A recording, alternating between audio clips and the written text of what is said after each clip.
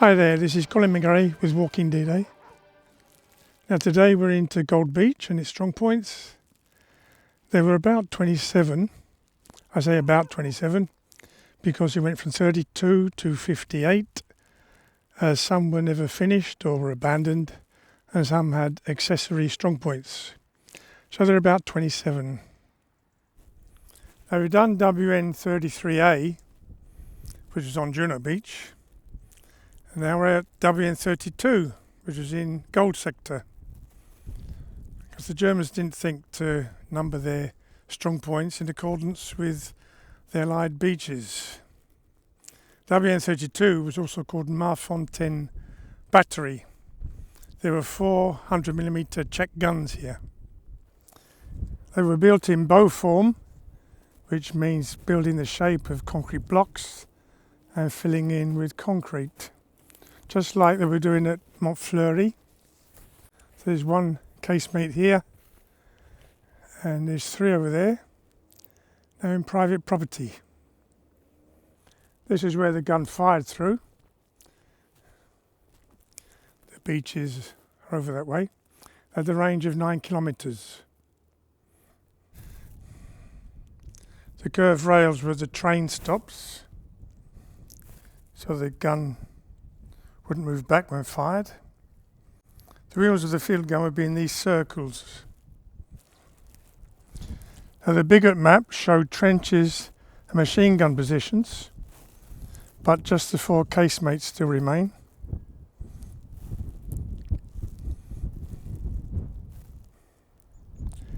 That sloping appendage on the front would stop the water coming down the front of the casemate and send it to the side.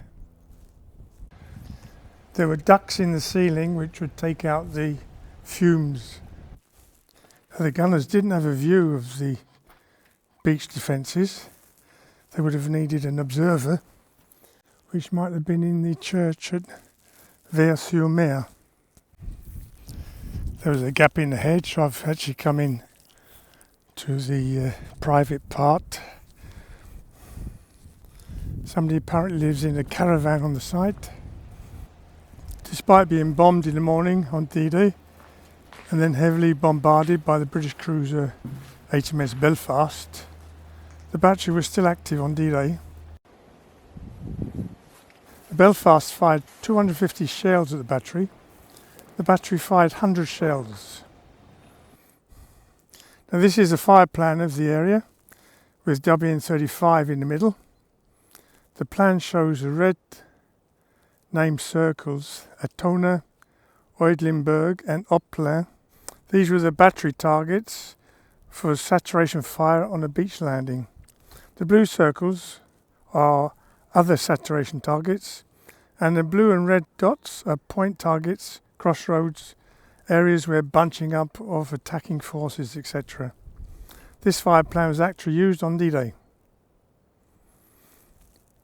The battery, although heavily bombed between H-30 to H-5, with 500-pound and 1,000-pound bombs fused at 0.025 delay, the casemates and the guns inside were undamaged. All guns fired 25 rounds per gun on D-Day. The garrison surrendered to the 7th Green Howards, who were supported by 2 crocodiles from the 13th Troop of 141 Royal Armoured Corps. The tanks were not required to use flame, as the garrison surrendered after 2 rounds of 75mm and some Bessin fire.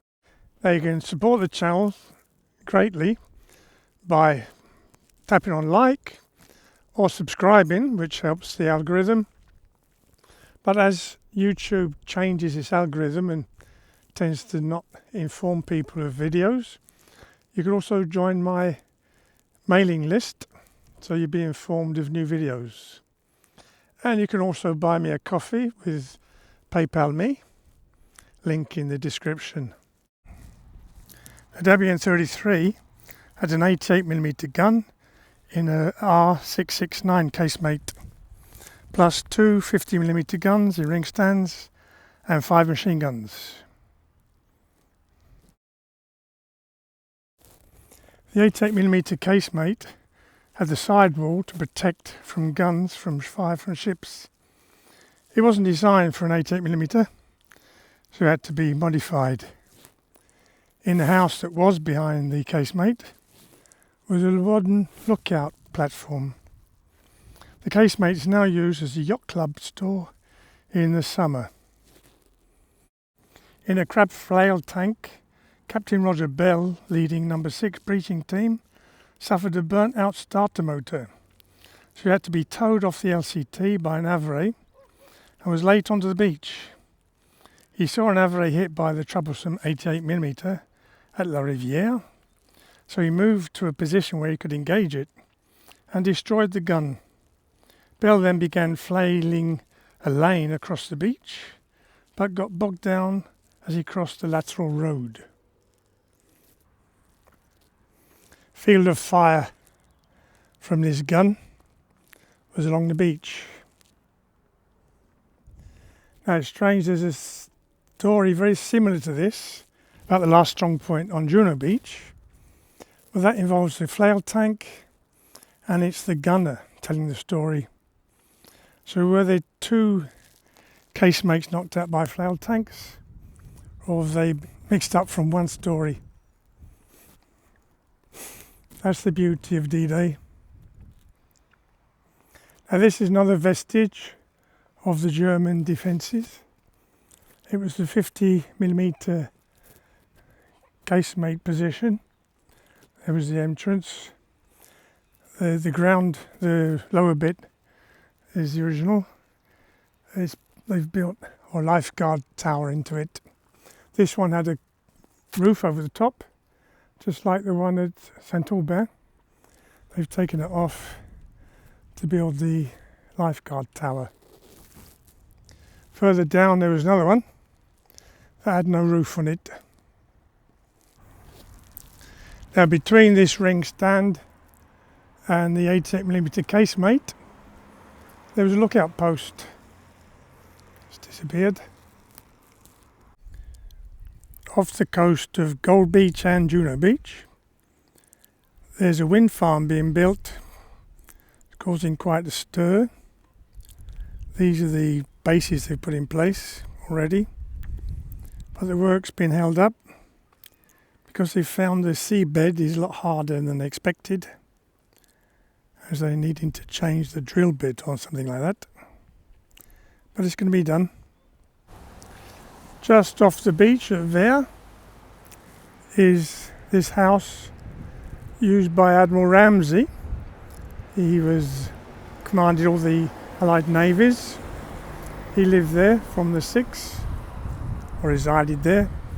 And this sexton, which came from Major Robert Kiln.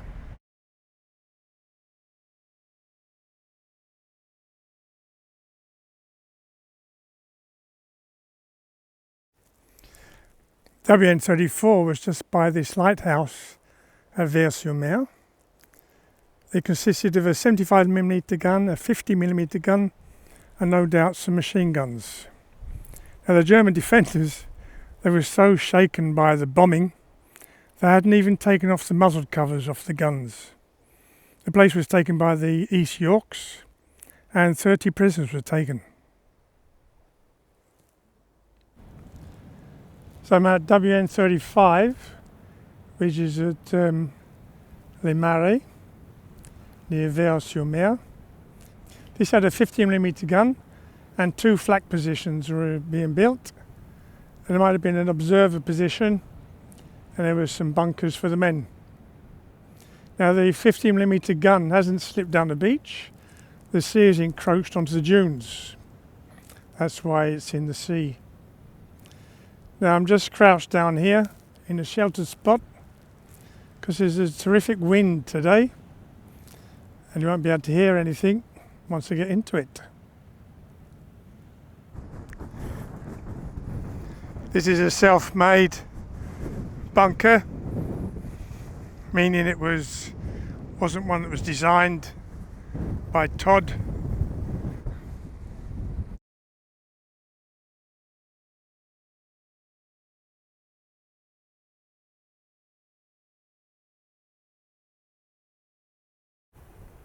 Up there is the British Memorial, inaugurated in 2021 during COVID. Now, the Mont Fleury battery had 122mm guns to fire at ships off of Corseul and Arromanches. Now, two of the bunkers, or one bunker was completed, one was nearly completed, and two were under construction. The first bunker's been turned into a storeroom by the farmer that has the farm behind it.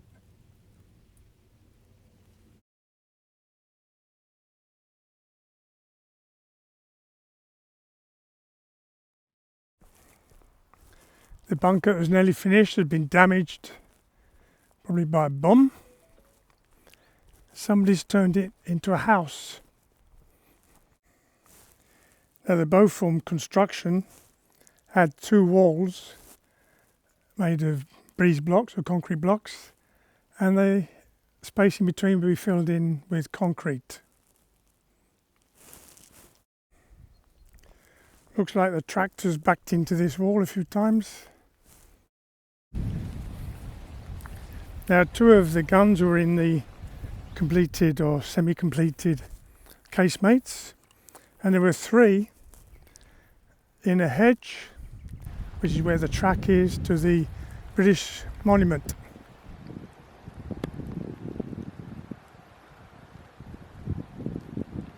The casemate furthest west has been half dismantled now. There were two flak guns in the position. The battery was manned by Ost Battalion 441 Regiment of the 716th Division. It was on the approach to this battery that Stanley Hollis took out two machine gun positions near the lavatory Pan Villa. Taking the battery went pretty quickly. The Ost Battalion troops had been badly shaken by the bombing and weren't motivated in any way. So in these woods near Merven and Crépon was 35B. It was an observation post. There's a bit of mystery.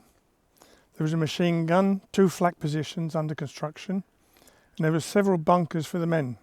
It was probably an observer position for Mont Fleury and Mare Fontaine. Now, there are apparently some vestiges remaining, but they're hidden in brambles. And as I don't know exactly where they are, I'm not going to go through brambles to find nothing. From this ridge, I had a good view onto the coast and across the sea. There's St. Côme de Fresnes over there, just before Arromanches. That's where the cliffs start. So WN35A was up there on that slope, and in this field there was a German camp with lots of equipment. Now I'm crouching behind this 50mm Tobruk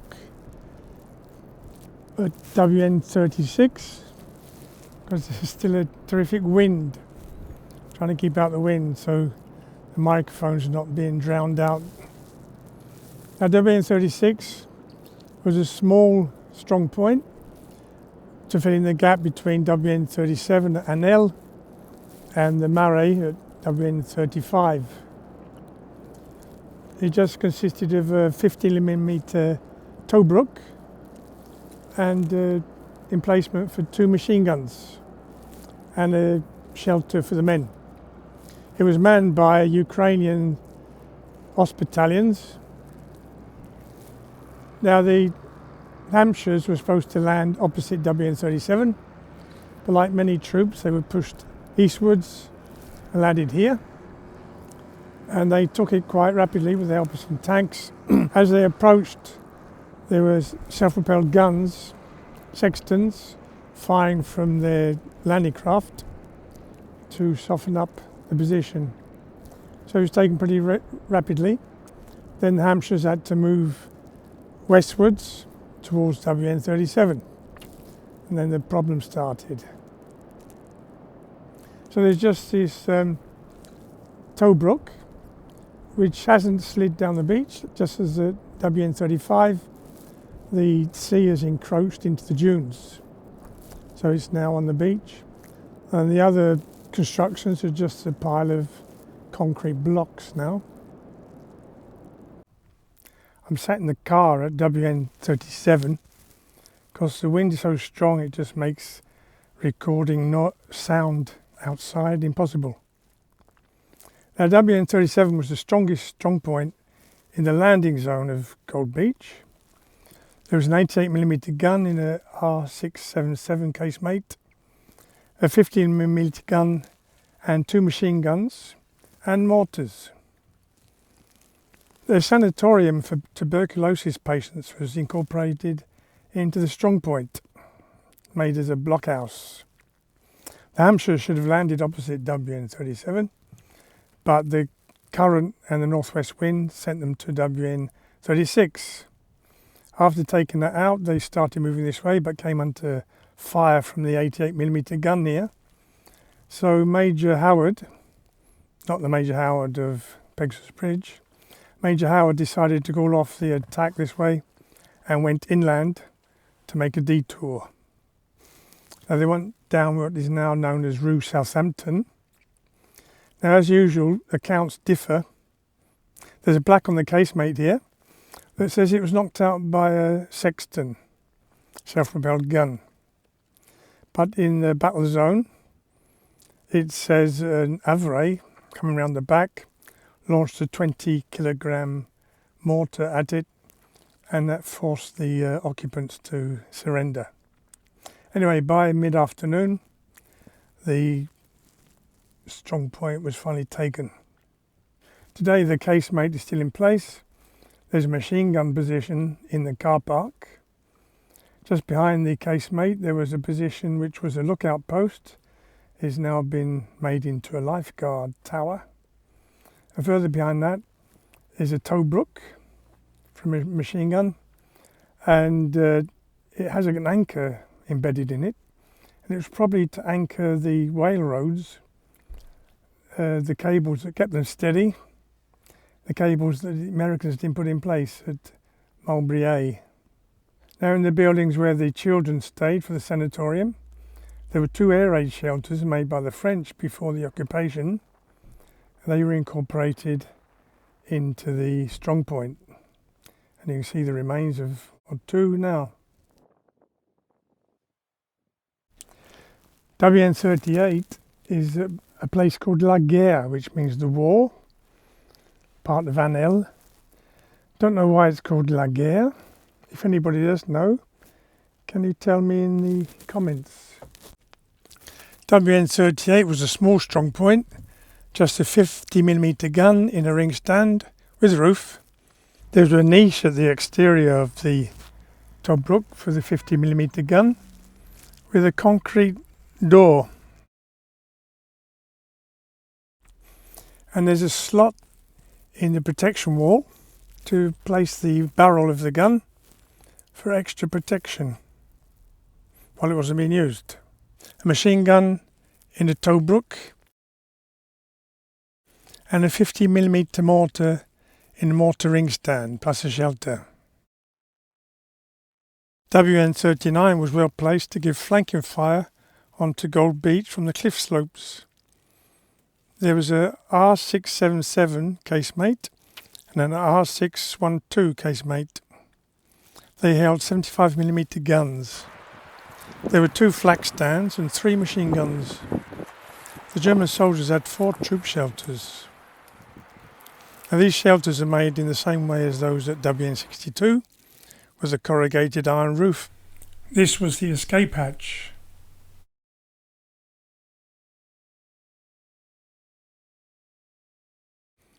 The road going up to the car park and the 360-degree cinema was made after the war. These bunkers were in fields. This was a machine gun position protecting the back of this casemate.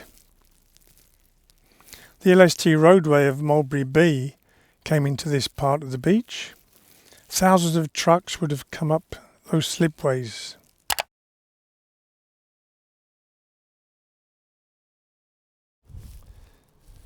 Now WN40 was down there on that road where that grey car is passing. Had a good view onto Gold Beach. It's also called Herrod's Well. Now they were building an R677 casemate for an 88mm gun. There's also 2 mortars there which could fire onto Gold Beach. Now WN40 covered the inland road from Gold Beach. Now the 716th Division manned the coast from Caen or the Orne up to Grand Camp or Grand Camp, and at the end of May the 352nd was sent in to Omar Beach and this area. Now the 352nd men were busy preparing other strong points near WN40. They were in this wood here behind the camera and in that wood over there. Now the Dorsets were coming up here. They knew there was a machine gun here at point 54. That means 54 meters. Now the Dorsets came up this lane and then they attacked across a field. But the attack stalled because they were coming under fire from 4 machine guns. And so 2 of the men went up this narrow lane doing fire and manoeuvre, and they knocked out the machine gun which was halfway up, and then they could take point 54. Company A then attacked Herrod's Well from here, but they were surprised to find fire coming from the woods over there, and that was 40B. And that was taken out by Company D. So finally all the 3 strong points of WN40, 40A and 40B were taken. Now in 2004, the Time team, there's a TV show about archaeology, they did a special here, and they came up here with a Dorset veteran. He showed them the way they came up here to these woods, and they excavated in the field, Herrod's Well. They found the remains of the casemate they were building. They also found remains of a gun being here, the imprints in the ground, and the remains of dugouts. And you can see that in the link in the description.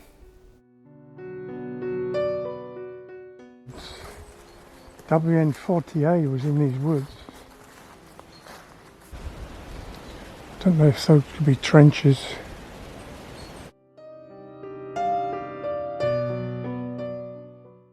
There was a windmill at point 54. It was owned by the chateau, or the chateau owner, and the people would pay the châtelain to use it.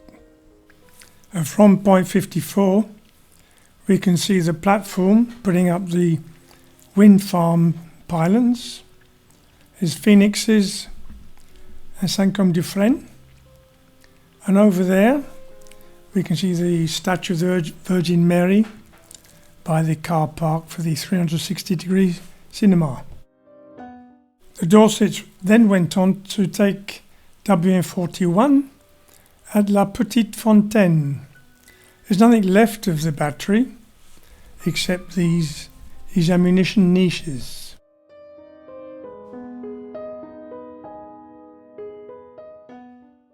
WN42 was the radar station on the cliffs by Arromanches. It had a Würzburg radar and a Seetakt radar. So there were Luftwaffe, Kriegsmarine and Heer personnel on the site. The hole that's been filled in was for the cables to pass through. This is the roof of a personnel bunker. There was a 20mm flak gun there and another towards Arromanches. This was a lookout position. With no bushes they could see a lot better. This was the escape hatch.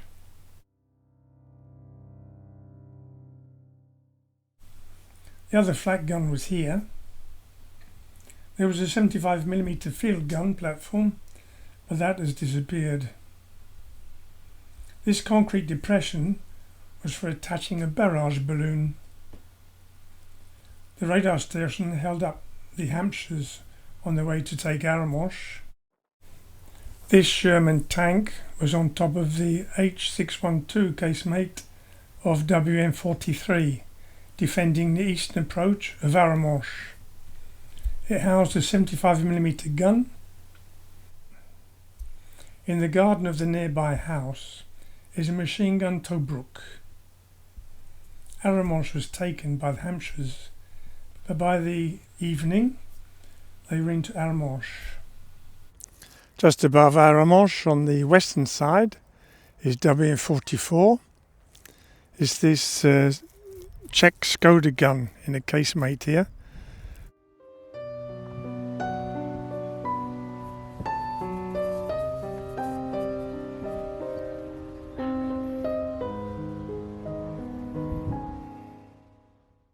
There was a lookout position next to it, plus a machine gun further up and a platform with a 75mm gun on it. Also an ammunition store and a troop shelter.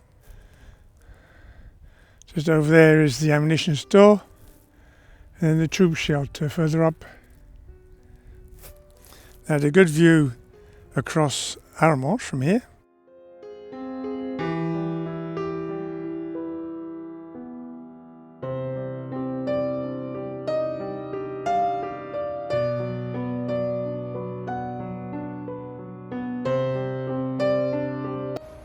Now just above Arromanches, near the roundabout, where there's a whale bridge, was WN45.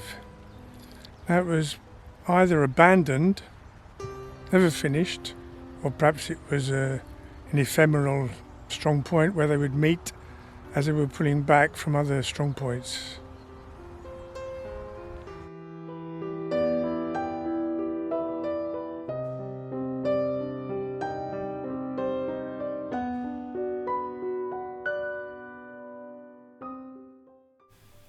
WN46 was a radio station at Pouligny near Vaux-sur-Aure. Approaching it, the Devons came under fire from a German position. Captain Josh Wickard, in a Bren carrier, eliminated the pocket of resistance. The Devons prepared to attack WN46, but the Germans sabotaged the strong point, blowing up all the ammunition before pulling out. And many people would know of Point de Hoc before knowing of Longues. Point de Hoc was one of the first batteries set up in the region, 1942. There's Longues gun battery here. It was being built in the spring of 44, and so it wasn't quite finished on D-Day, fortunately. There were 4 M272 casemates ranged in a curve so that the western guns could fire further west and the eastern guns could fire further east. 3 of the casemates are practically intact. This one has been completely demolished by an explosion. The stories change over time. I've been doing this 40 years. We used to say this got a hit from a ship that went into the ammunition store and blew it all up. But in fact it was intact at the end of D-Day. So this happened after D-Day. I think it was the engineers that blew it up. There's a bit of a gun here. There's a bit there. And there's a bit there. This 6-foot cube of concrete came out the back of that casemate that got blown up. These guns were made for Navy guns, and the The casemates are visible from the sea, so that's why they're rounded at the front, because they can be fired at. That would ward off the shells. Now you see the front and the back of the roof are raised up slightly, forming a trough on the roof. That'd be full of earth. You see the ground goes up the side. There would have been grass right over the top. Those holes in the rounded part look like damage, but they were made like that to put earth in for grass to grow as camouflage. Now I said the casemates, apart from the first one, are intact more or less. Well, the second one here actually got a bomb hit it in the back, and the back left corner collapsed. That's another thing the story's changed over time. One time he said it was the French workers forced into service who sabotaged the concrete mix by putting sugar in. But that's not true, because it was Eastern Europeans who made these, and the fact they got damaged by a bomb is because those two over there were made in April 44, and then these two were made in May, and when this was bombed the concrete hadn't set, so that's why the back caved in, because once they're set they're bomb proof. This is the damage from the inside. That was the ammunition store. The other one was intact. This Russian 76mm gun was captured from the Russians by the Germans and used here as protection for the battery. It was captured by the British when they took it. It was used on D-Day because there were some shell casings found next to it. The breech has been exploded to make sure it couldn't be used again. Now these guns started firing early in the morning at the Arkansas, which was over there off of Omaha Beach, and the Arkansas was firing back at them. There was also the George Legge and the Montcalm, two French ships off of Omaha Beach. They were firing at this battery as well, but it was the given target for the Ajax, which was over there off of Gold Beach. So the Ajax was firing at it. Now each ship had twice as many guns on it as this battery did, so they'd taken hell of a pounding,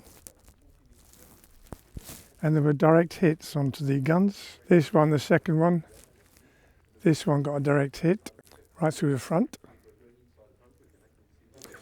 You see the gun should be symmetrical, but on the left there's a big hole where a shell went through. Now the shell that came through there exploded in here and has made these holes going outwards. This one also got a direct hit, and it was from the Ajax. We know that by the direction the shell must have come from. Now that shell coming in from the east could only have come from the Ajax, which is in that direction. And it's had 5.5-inch guns, which is just a bit smaller than that hole. There were extractor fans here for these vents to take out the smoke. This was a sliding breech for the gun. Now these fields would have been just as pockmarked with craters as at Pointe du Hoc, but here the bunkers are quite spaced apart, and so the farmer had the room to get in and blow it all up. You can see the bunkers in the fields. You can actually see where the craters were from the bombing on this Google Earth screenshot. They just happened to take it shortly after they'd ploughed the field, and the weeds grow differently where there were craters.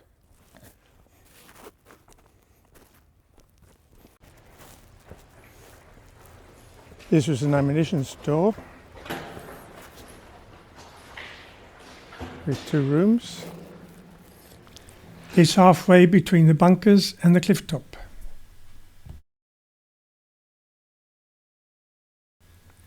Just opposite the ammunition bunker is this flak ring stand.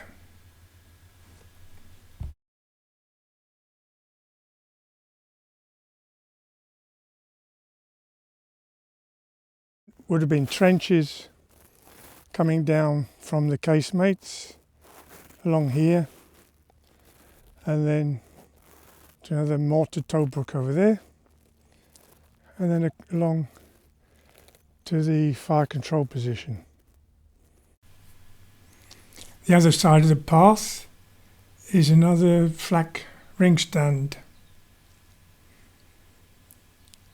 So it's the same distance from the cliffs as the other ring stand we just saw.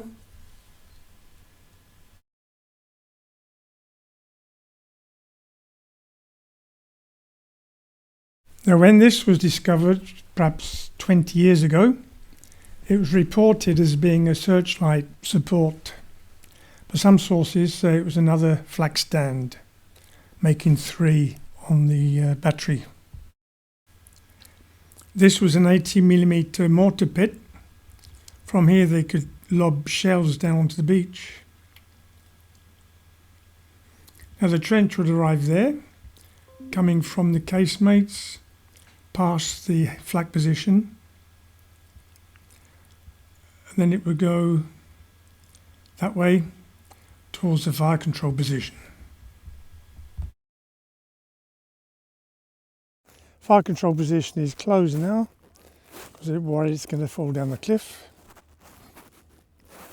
But this place was used for 4 scenes in the longest day, even though they never mentioned the long gun battery.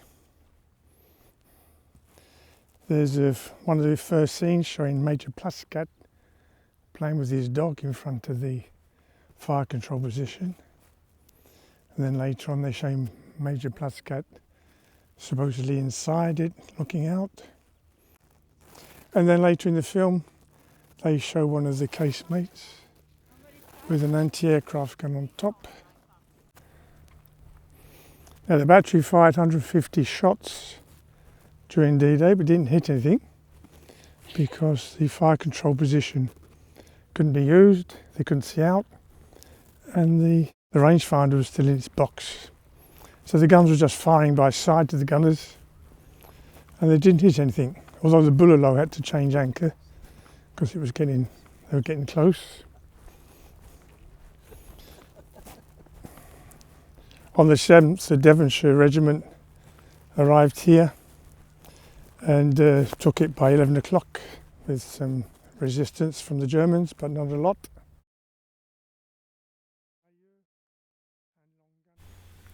WN50 was at Vaux-sur-Aure, which is between Bayeux and Longues gun battery. There had been some guns here, but on D-Day they'd been taken away. There's also a chateau here, Chateau de la Ferrière. There was a garrison stationed here, and Rommel stayed here once on a visit to Normandy. WN50A was at Bayeux. The bunker is still there. It was used as an infirmary.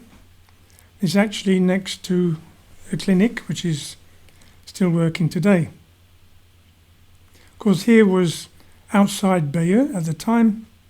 This would have been in fields.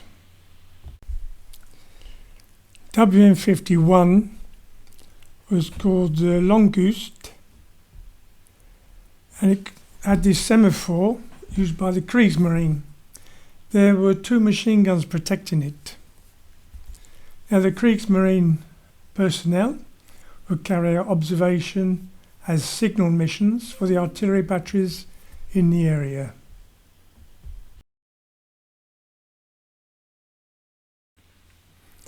WN52 was not far from Bessin at the place called La Bouffée. There's no trace of anything here, but this is where it was. Now the cliffs to the east of Omar Beach are not the same as the cliffs to the west. To the west, you've got Pointe du Hoc, Pointe du Raz, and they make sheer vertical cliffs. This side of Omar Beach, the cliffs just sort of slip away, making a slope with big blocks on.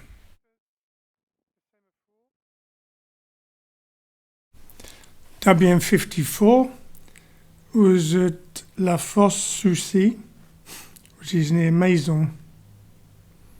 There's no remains now, but the Chateau of Maison was a regimental headquarters.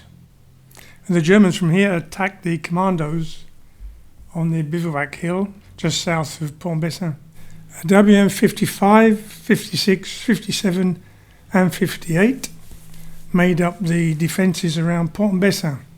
WN55 was the eastern cliff top, and here there were the 50mm gun, 20mm flak, 7.5cm gun, and a Tobruk for a machine gun, and 2 mortars. Now this was all attacked on the 7th by the 47 Royal Marine Commando. This side was supposed to be attacked first, but they held up at the bottom, and the other side was being attacked. And from here, a machine gun could fire right to the other side of the valley onto WN57. It's 600 yards. An MG42 can fire 800 yards. WN56 were the defences in the town and around the harbour. There was a 3.7cm gun, 2 4.7cm guns, and a machine gun. And in the harbour, there were 2 or even perhaps 3 flak boats, and they were firing at the commandos on WN57. On the slope under WN57 was a Skoda gun emplacement. WN57 was on the western cliff overlooking the town. The commandos came up Rue du Phare, or Lighthouse Street. Comes up to that house with a statue on the top, which was also the lighthouse. That's the house, was the lighthouse. There was a roadblock next to it, which held up the commandos attacking. Now here there was a 20mm flak, there was a fire control position, and a 75mm gun. Only the fire control position and the flak position remain.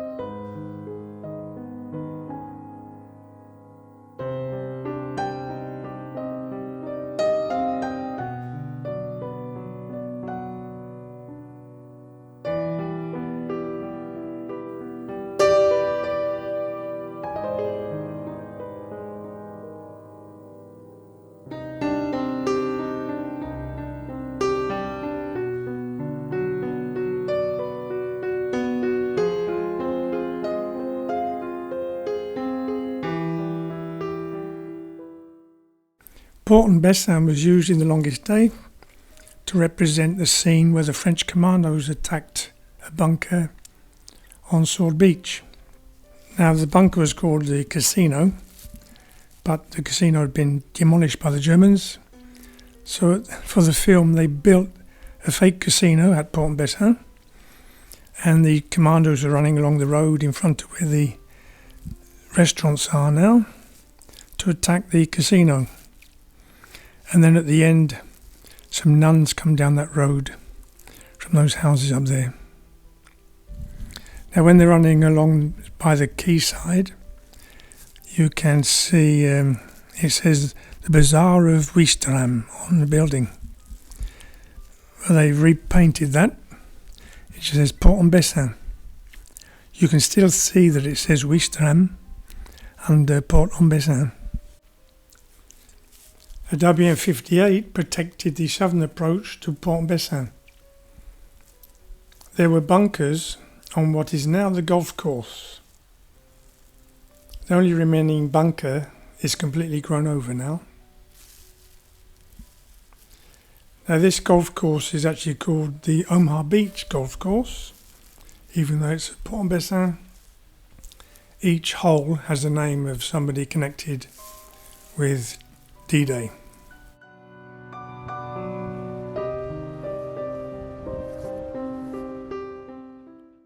WN59 is at the beginning of Omaha Beach. So be subscribed to be informed of when that video comes out.